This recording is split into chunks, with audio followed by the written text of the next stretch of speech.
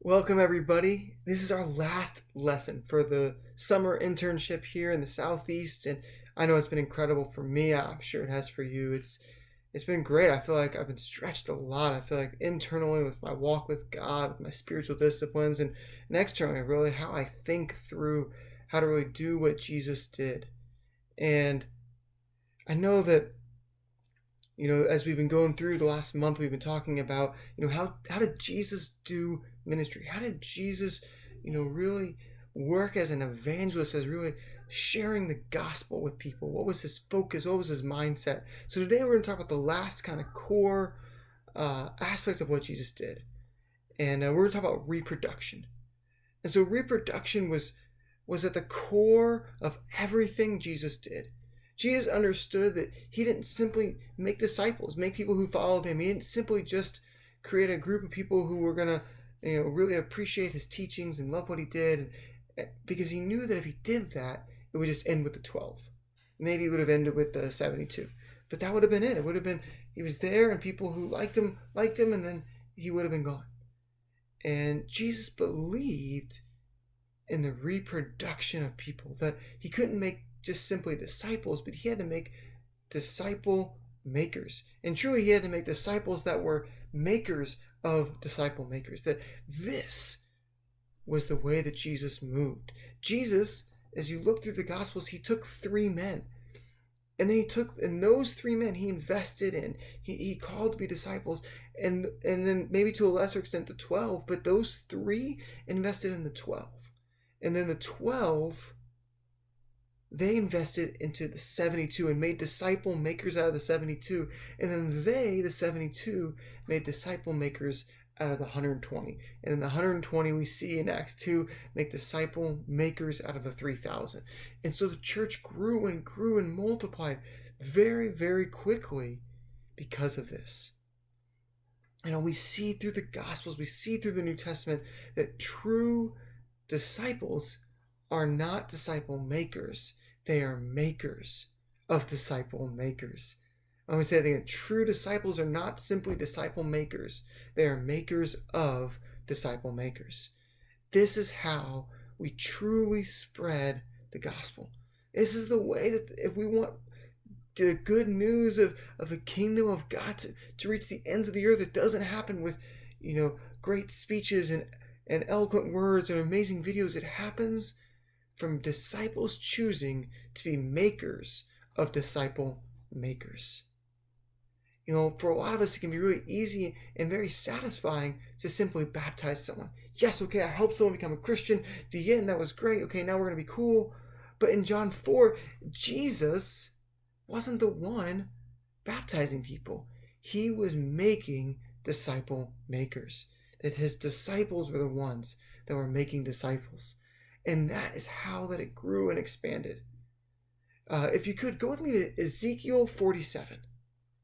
What's crazy is this aspect of reproduction, this aspect of going from small and spreading it out, everyone being a part of it, isn't a New Testament thought. It didn't start with Jesus. It had been around forever.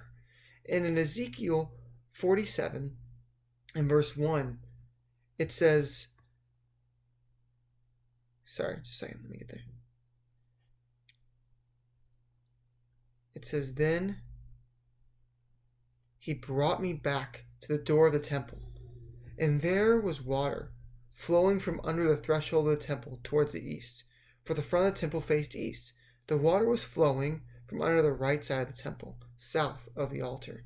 He brought me out of the way of the north gate and led me around to the outside of the outer gate that faces east, and there was water running out on the right side. And when the man went out to the east with the line in his hand, he measured 1,000 cubits. And he brought me through the waters, and the waters came up to my ankles. Again he measured 1,000 more and brought me through the waters, and the water came up to my knees. Again he measured 1,000 and brought me through, and the water came to my waist.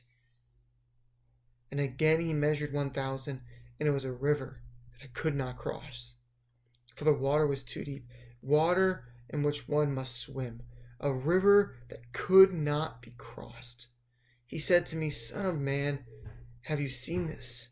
Then he brought me and returned me to the bank of the river. Here it says that he started at the temple, and there the word means that there was a drip of water, a trickle of water. And then he ended, after going and going, the trickle of water became a roaring river, one you'd have to swim in. This is an incredible parable, incredible story. This is how the kingdom must grow, from a trickle to a roar. The gospel is not meant to be preached simply in masses, but from one person being a trickle, being a drop, making disciple, expanding the drops till we become a river. Jesus was the drop. His disciples grew to multiple drops, and their disciples to up to the ankles, to up to the knees, and it continued to grow because each person chose to be a maker of disciple makers. Each person realized that true discipleship is reproducing ourselves into the next person. Many churches today, we don't have this focus. Many of our churches that we're in, we don't see this as, okay, we are training trainers who train trainers.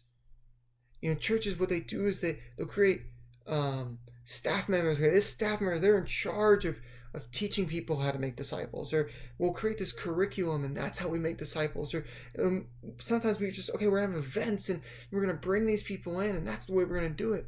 But that wasn't how Jesus did it. Jesus reproduced himself into 3, who reproduced themselves into the 12, who reproduced themselves. And that is how it grew from a trickle to a roar. For you, where are you reproducing? Who do you look at and go, okay, I am putting my entire self into them, and I'm going to teach them how to put their entire self into someone else? Who are you training to become a maker of disciple makers?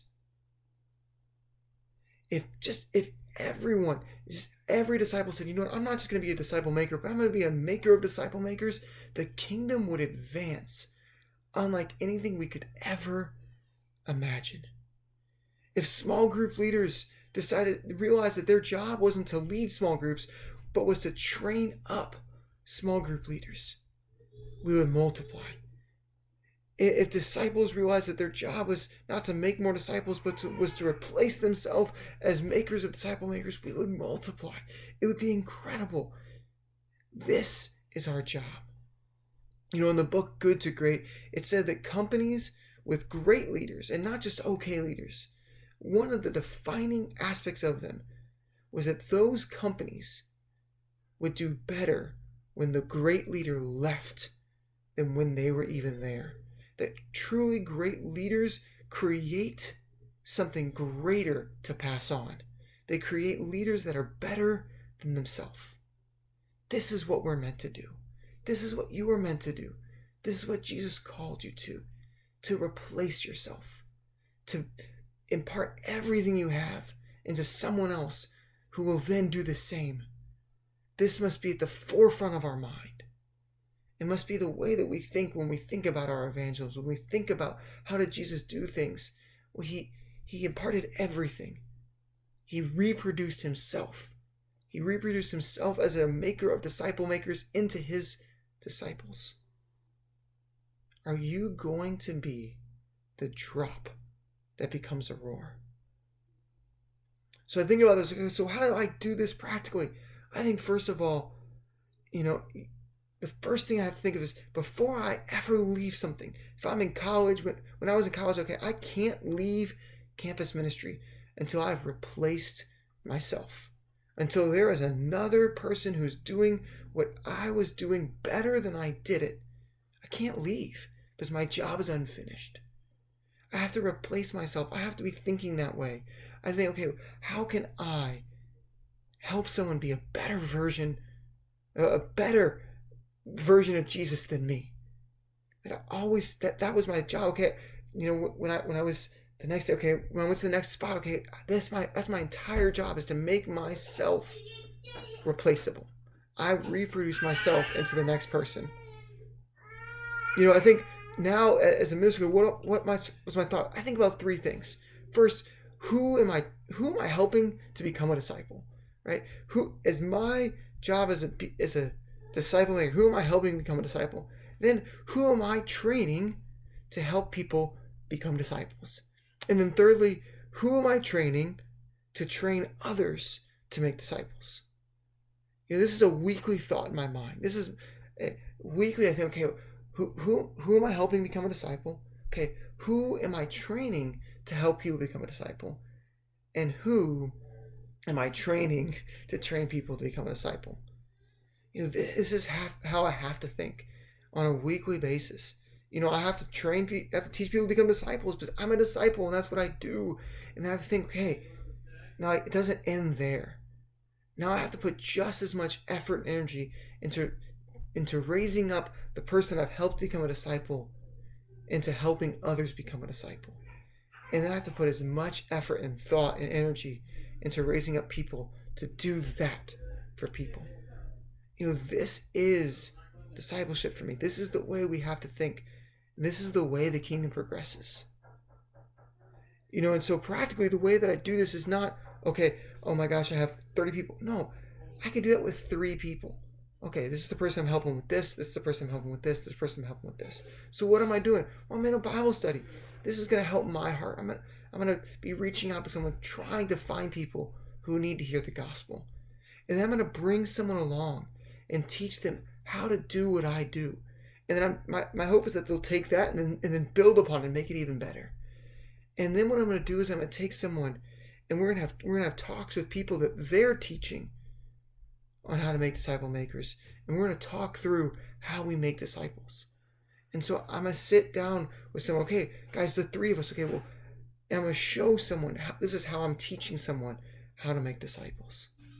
And sometimes and a lot of times they're teaching me, well, what about this and what about that? But we're having conversations and we're talking through making disciples. And so then and as we do this, we continue to grow. And as we become makers of disciple makers, we're all helping each other to do this. As you conclude this summer, as you really think, okay, well, how do I do things like Jesus? I want to encourage you to think, okay, well, who are you training to be a trainer of disciple makers? It's getting confusing in my own head, right? Who are you helping become a maker of disciple makers? That is the key of leadership in so many ways. As we learn to serve and grow and influence people, is how do we help them do that? How do I teach people how to go from a drop to a river? That's the way the kingdom has to progress. It has to grow. Is not simply about each of us, okay, I'm a leader, so I'm going to go help make a disciple. No, I got to become someone who's going to help teach people how to teach people to make disciples. This is reproduction. This is what Jesus did. This is what his disciples did. And this is honestly what the disciples of the disciples did. And eventually, after hundreds of years, the church lost that. They lost that sight. And so it stopped growing. But we weren't going to do that. We're going to grow and we're going to thrive, and it's going to be incredible. It's going to be incredible when we're in college and in campus ministry, when we go on to young professionals ministries or singles ministry, when we get married and have kids. It's the same concept. It's the same aspect. I'm going to reproduce myself in those that can really progress this farther than myself. Because I truly believe that the next generation has to be so much more than mine was. And that the one after that has to be so much greater and better at being like Jesus than the one before it. We stand on the shoulders of those before us. Guys, hopefully this summer has been incredible. You've learned a lot. You feel stretched and inspired. And let's go and reproduce ourselves so that the whole world will know Jesus.